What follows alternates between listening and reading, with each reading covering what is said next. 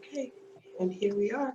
And just we could just start off with the first question here. How does it make you feel to see illegal dumping in your neighborhood or just in the city in general? And anyone can go. We don't have to, take turns if anyone wants to start. And I had posted the question on the chat. Why wasn't St. Louis County included in that? Because I feel all of the things that you guys were talking about, and I'm in North St. Louis County, both from the vacancies of abandoned, I think more retail space right now, but some residential, and also the dumping. And it hurts. It really, really hurts. It's a deep hurt, a deep sadness. And I think somebody said abandoned or forgotten earlier, and that's exactly how it feels to me.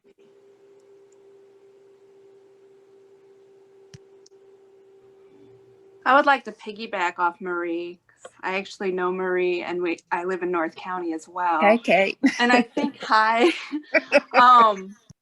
and it is kind of because you mentioned Baden was one of the places that has a lot of illegal dumps, and Riverview, neighbors, Baden, and Riverview has a lot of illegal dumps, so it doesn't stop at that county line.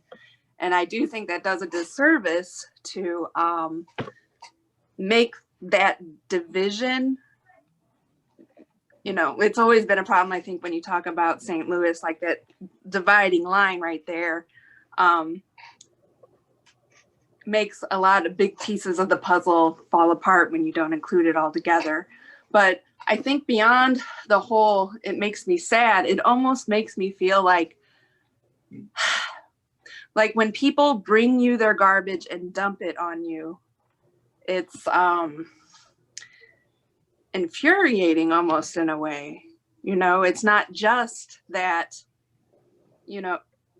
there's trash there. It's that someone felt like they got to disrespect you and the place where you live by just throwing it there. Right. I live in the West End neighborhood. My name is Tony Smith, and the West End neighborhood is the first neighborhood north of Del Mar and closest to the county line next to University City. And we, it drives me crazy, dumping does, because I'll host and organize neighborhood cleanups and alley cleanups, and we'll clean the alley. Everyone is happy. It looks so nice. And then sometimes like later on that day, the evening, or like 2 days later, someone else will like come and dump just like mattresses, tires, and things like that. And it is very disrespectful. And I know it's a county problem too. Because a lot of times, like we'll look through like the mail that they dump, and it's some of it's coming from the county. And I've been told by the trash people, it's they come to do the bulk pickup is because the county has like a different service than the city does. Like we get one free dumping in the city dump per month, but they said that sometimes the county doesn't have that, so they can just come over here into the city and dump it into our alleys. So, and sometimes it's like household full of stuff, like the whole apartment or house was empty and brought over and dumped into the alleys. So it's really infuriating and disrespectful. Mm-hmm. Anyone else have any input? Okay, and for the next question, how many vacant buildings have you noticed around your neighborhood or just around the city? I know we spoke about the dumping or the vacancies, a huge issue in your areas as well.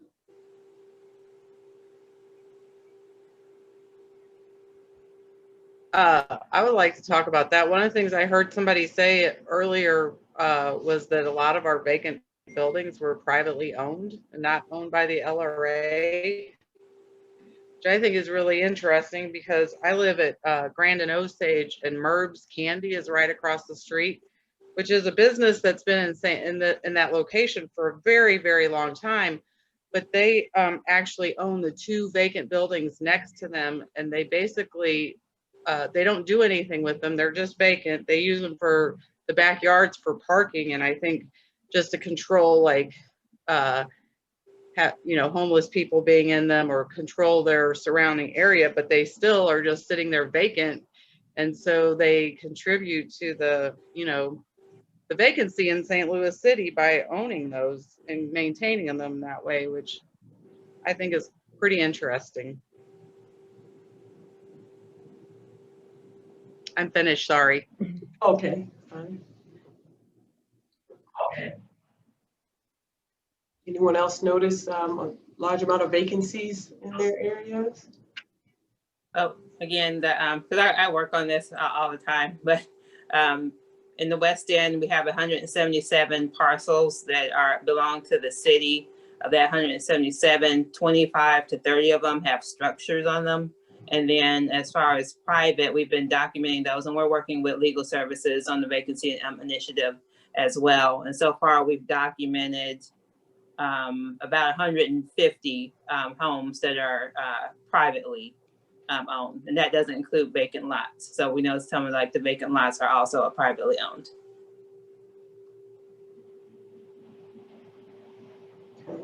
And when we talk, collectively about, the dumping as well as the vacancies, what would you envision your neighborhood would be like without the vacant properties and the illegal dumping that we discussed? I wanted to add, my name's Michael Berg. I live in Dogtown. The map that was shown seemed to show there's a lot of relatively large number of vacant properties in Dogtown. It's not something I really noticed much, but I used to live in Bevo, where the dumping in the alley behind where I live was a huge issue. And one of the things it does in your head is like, there's all these people around. You don't know whether it's the neighbors who are throwing stuff out or if it's people coming from the outside. And it's just, I think it does something to just, if you don't know who's doing it, sort of diminish trust among the people you're living around when all of a sudden your alley's blocked by all the stuff and you don't know who did it. Right.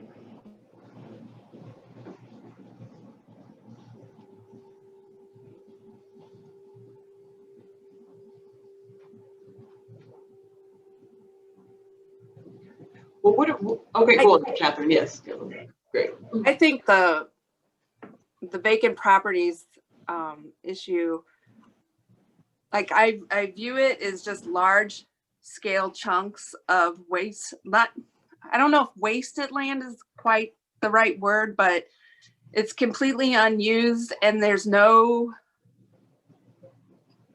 plan for use for it in the future. So for example, the Jamestown Mall that's in North County, that's in, what neighborhood is that in? Florissant? Or is it either Blackjack or unincorporated St. Louis County? Yeah, Yeah, it's right somewhere on right yeah. Yeah. So it caught fire, like, what was that? A month or two ago, 2 months ago. Yeah, And it had been just a sitting couple there months. before that. And I think it's also, someone told me there were sinkholes in the parking lot, so you can't use it that way. Sinkholes. And there's Also been next to dumping as the, well. Mhm. yeah, also next to the radioactive creek no one wants to talk about. It's all kind of like just the sense of unutilized space that has no potential ever does something, I think, to the psyche as well. I don't know if that makes sense, but. And the fact that nobody is concerned about it. Yeah. It's not even making the radar. I don't think at this point. I feel like they've already given up. Like what, Right. I think it's the infrastructure of our leadership too, and all, when you're talking about Jamestown Mall and we talk about the municipalities surrounding St. Louis, and there's no bigger picture accountability, so it's harder for residents in those areas to make a difference. Sometimes, I think. Most of the time, you're right, Paula. But it's, and so, that's a whole nother topic, the city county, Right. stuff. Right. But to go back and answer your question, Catherine, on what it would look like if there were no vacancies. When I drive to work every day and I drive down Minnesota, which is not the easiest drive because it's a brick street. I could go around Marquette Park and come to work a little easier, but I drive down Minnesota, that brick street, because I love the brick street.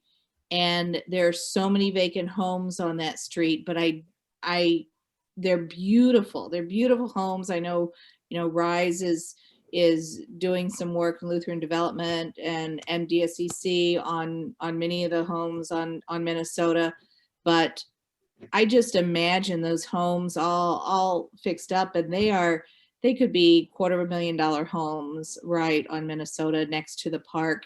And imagine them being the homes that surround Carondelet Park. They're gorgeous. I'm done.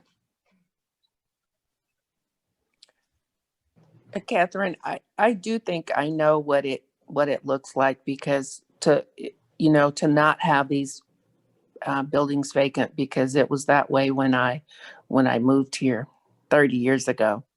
The buildings weren't vacant, and the housing bust of 2007, 8, whenever that was, hadn't happened, and homes weren't vacant, nor were commercial spaces.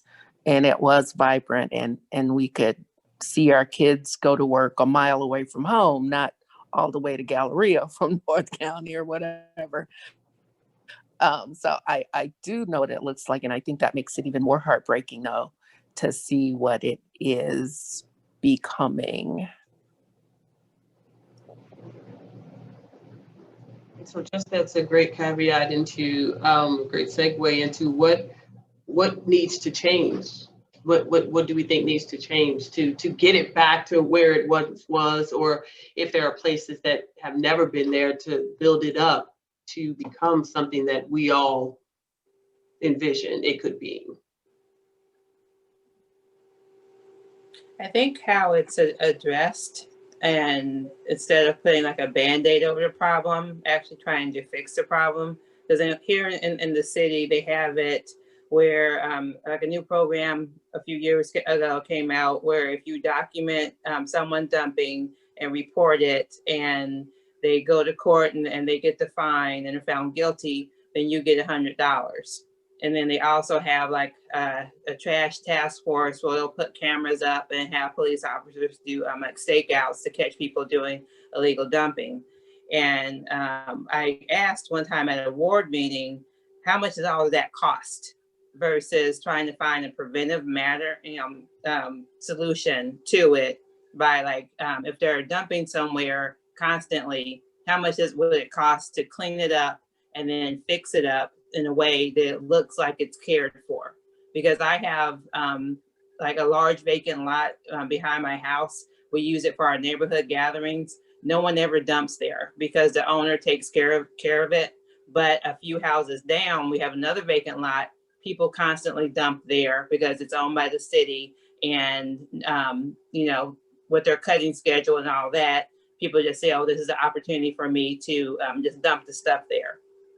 So I've often said, it's like, I wish we could have a fence installed and have it cut on a regular basis. So then it'll look like it's, it's cared for. It looks like it, it belongs to someone.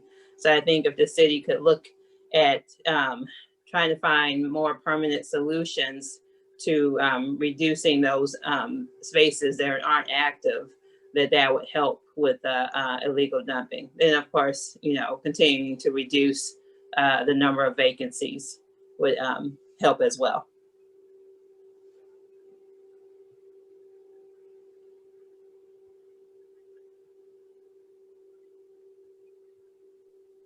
Anyone else have any plans or anything that you think would help or assist in making the thing stop?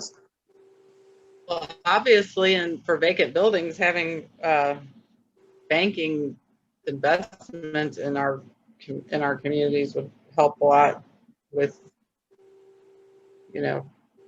being able to get construction loans and things like that if you bought one of those properties. I'm finished.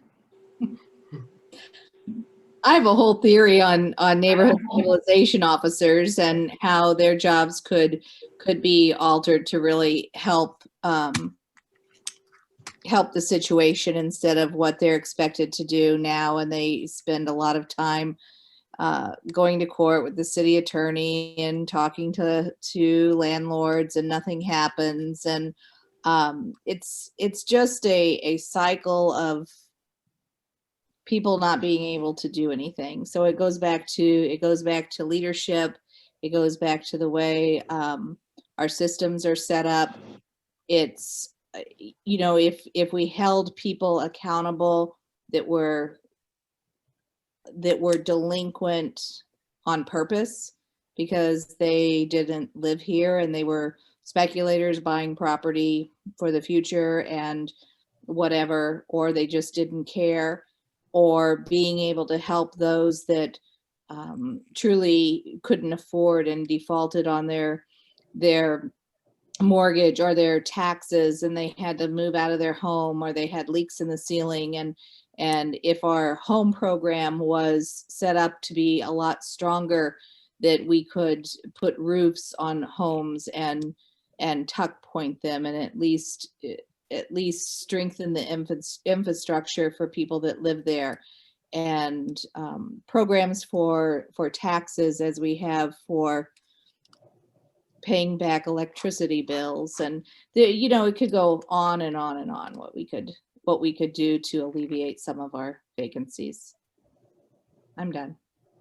Just venting. No, that's fine. I mean, to find solutions, we definitely have to just try to talk to it. But I think what we need to do is we probably need to just envision something different. I think we all get caught and sometimes just stuck in the same, like you said, it's the same cycle of just nothing happening. And it's hard for us to even reimagine what all of this could be.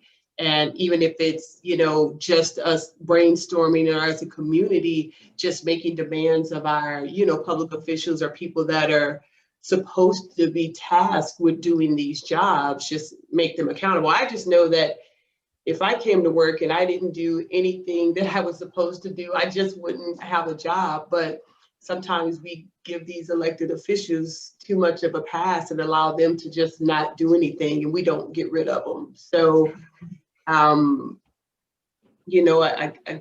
think we just need to, just as a community, stop letting them get passes. I mean, they don't have to be in office for 6 years or 4 years. If they don't do anything, when that 2 years is up, you know what I'm saying, they could be out. So something we could think And I think about. many of it isn't necessarily the elected officials, but it's city employees themselves, as we talked about earlier with the people that drive the trash trucks, and where I might see somebody get out of a trash truck and pick something up in my alley and throw it in, that same person may drive down the alley where I work and look at the houses around them and think these people don't care, and they don't bother to pick what's up in the alley and throw it away. And I've witnessed that, and it's sad. And just restructuring the way jobs look for people like the NSOs, and what their roles are, and other city employees.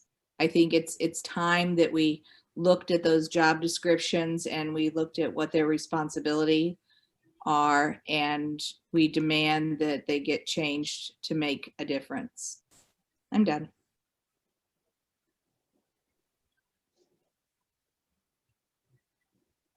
Okay. Got about 5 more minutes if people want to just vent or just throw some ideas around. And I have a question, Catherine. Do you know of some of the solutions that other communities have used that have been successful in addressing this behavior. And I'm talking both on the vacant commercial and residential property, as well as the whole dumping thing that is just horrendous. But either of those, is there any, I guess, any solution that stands out to you that a community has taken that you see as exemplary, or something that we should be thinking about? Personally, I do not. Amanda, do you know of anything, or any, Elizabeth or anyone?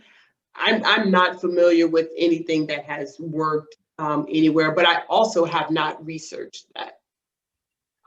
The only piece I would lift up that I know I need to do more research is as part of how DSCC started our work on this was through the Environmental Justice Collaborative Problem Solving Grant through the EPA.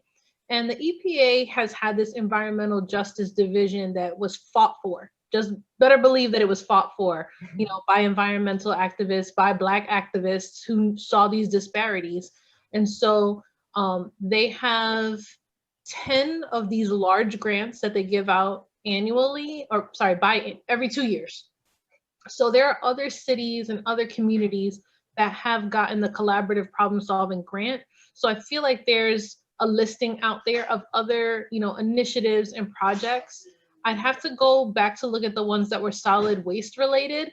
I remember one from Detroit. And the thing that stands out to me was that they focused on engaging their youth.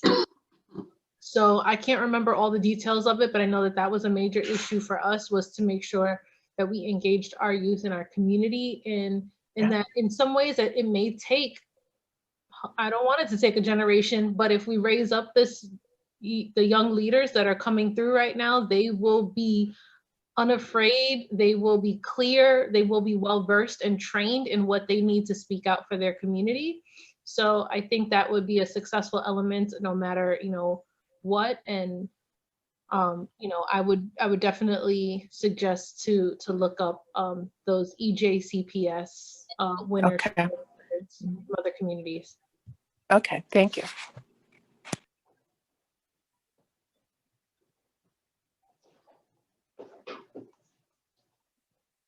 Okay, well, we definitely appreciate everyone taking their time out of their day to day and participating in the group talk. We'll leave out of here in about 2 minutes. Yeah, there, got the 2 minute thing here. So, but if there's anything else you all want to question, also don't forget, if you did not sign in, make sure you do sign in, and we'll definitely keep everyone updated. And we do have the Maria, I know we are going to post, you know, all of the sessions that we do have, and always updating information and anything that we find out. So if we do, you know, some work into looking into who, you know, who was successful, we can definitely update that on our website. And so that'll be a resource. All the resources we find, we will put there. So I would just say, just make sure to continue to check in periodically.